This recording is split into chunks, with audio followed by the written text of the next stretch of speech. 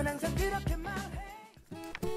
그저 안드로이드 결혼이 가능할까? 에? 이제 우리가 진짜 같이 살아야 된다라고 하는 걸 결혼으로 얘기해 준 것 같은데 결혼이라는 게 항상 아무 문제 없이 결혼.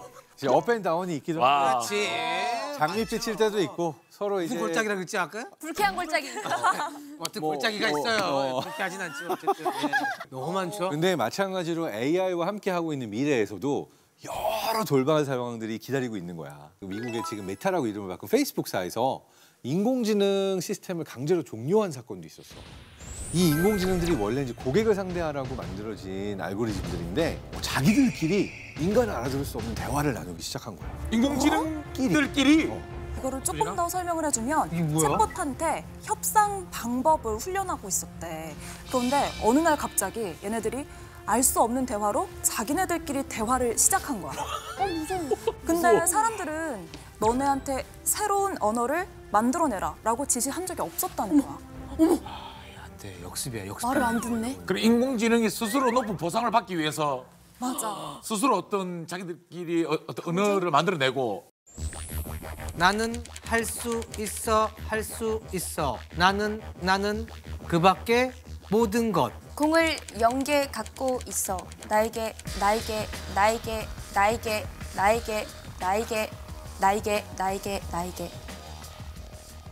자 여기까지인데 이거? 우린 못 알아듣겠네. 아니 단어는 아는 단어야. 아는 단어는. 근데 해석이 안 되는 거지. 자기들끼리는 지금 소통되고 있다는 거 아니야. 이게 무서운 거지. AI가 판단한 결과를 사람이 신뢰할 수 있게 해야 된다는 의미인데 우리가 어떠한 판단이 되게 중요한 판단이 이루어졌을 때 그게 그냥 블랙박스처럼 왜 그런지 모르는 상태로 나지는 게 아니라 어떻게 그런 판단이 이루어질 수 있는지 어떤 데이터를 사용했고 그 데이터에 어떤 웨이트를 걸었는지 이런 것들을 알 수 있게 해야 된다는 거야. 예를 들면 좀 쉬울 것 같아. 채용 시험 이런 거 중요하잖아. 맞아. AI에게 시키자라고 하는 상상을 괜찮게. 굉장히 많이 해왔어. 왜냐면 사람은 감정이 들어갈 수 있으니까. 그렇지.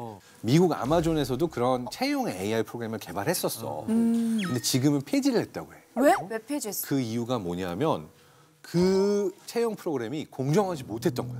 대부분의 데이터가 백인의 데이터였고 남성의 데이터가 더 많았던 거지. 오케이. 백인, 교육 수준이 높고 산업화 수준이 높은 돈 많은 국가들의 사람들의 데이터가 제일 많은 거야. 그러다 보니까 여성이나 노인이나 유색인종 관련된 데이터는 상대적으로 적잖아. 백인 남성에 대해서는 판단을 되게 잘 내려. 근데 유색인종, 그러니까 흑인 여성의 경우에는 판단을 내리는 정도가 굉장히 떨어졌으니까 우리도 모르는 사이에 차별이 들어간 거지. 자연스럽게 인종차별과 성차별이 돼버려. 그렇지. 이게 편견을 학습하는 거네. 인간의 편견을 AI가 더 완벽하게 학습하는 거지. 그렇지. 이거 진짜 아이러니하네. 그러니까 중요한 게 이 AI가 그냥 판단을 내리는 게 아니라 어떤 인간의 데이터를 학습해서 판단을 내리는지를 알아야 되고 그 이유는 뭐냐면 만약에 범죄 같은 게 벌어졌다고 상상해봐. 그때 누군가는 책임을 질 수 있어야 되는데 아니 AI가 그랬거든? 그렇게 해서 이제 큰 사건이 터지고 나서 모든 걸 AI 탓으로 돌린다고 그래? 끝나는 게 아니잖아. 그렇지.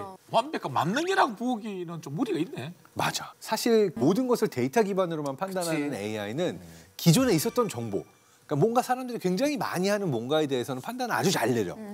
근데 자주 일어나지 않는 드문 예외의 상황이나 새로운 일촉즉발의 상황에 대해서는 올바른 판단을 내리지 못할 수도 있다는 거야. 사실 지금 이게 남의 얘기가 아니라 우리가 모두 두려워해야 될 얘기가 되고 말았는데 핵의 위협, 핵 폭발이라든지 핵무기 사용되는 위협이 러시아 우크라이나 전쟁 이후에도 사실 새롭게 대두되고 있는 인류 종말 위기 중에 하나잖아.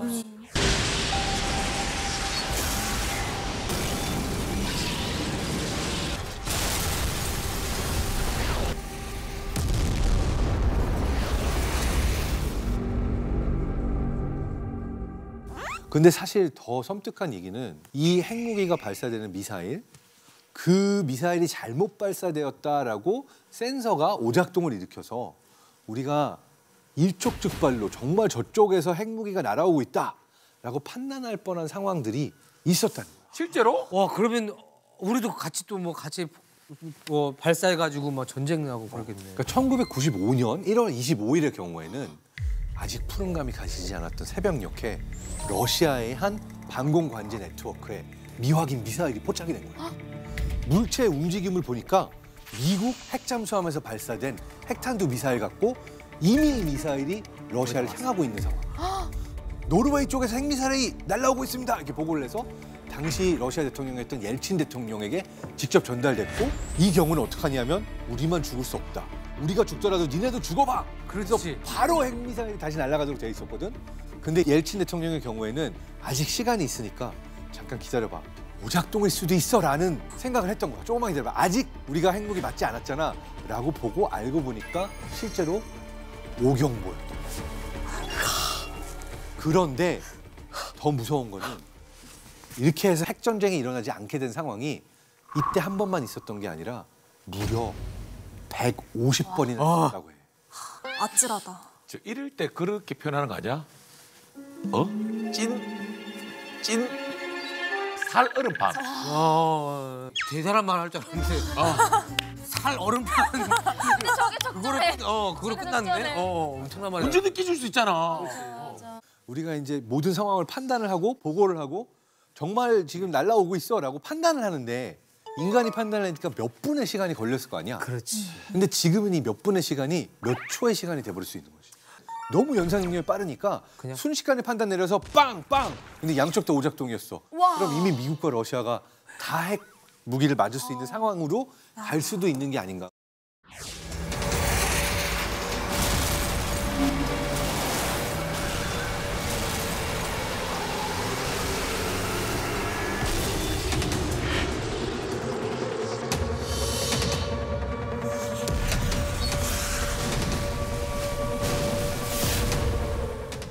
이렇게 연산 능력이 빨라지고 더 빠른 판단을 내릴 수 있게 된 인공지능의 발전이 꼭 인간에게는 좋지 않은 걸 수도 있다.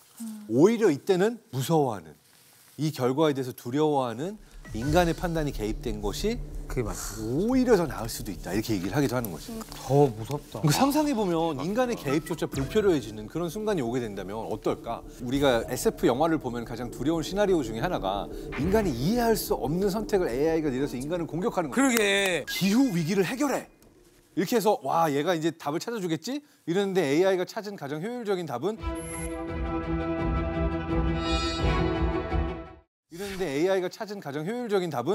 인간을 모두 말살하면 기후 위기는 자동으로 해결된다. 그렇지. 그래서 이런 결론이 나올 수가 인간이 있는 망가뜨렸으니까.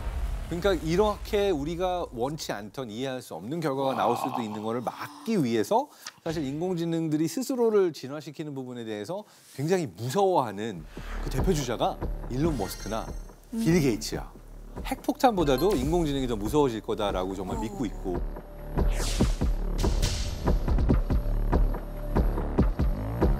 오늘 이제 주제가 인간과 AI는 가족이 될 수 있을까? 이걸 풀어보면 인공지능과 인간과 인공지능이 함께 살아가는 세상이 가능한가에 대해서 나름대로 꼭 정답이 아닐지라도 각자의 생각 궁금한데?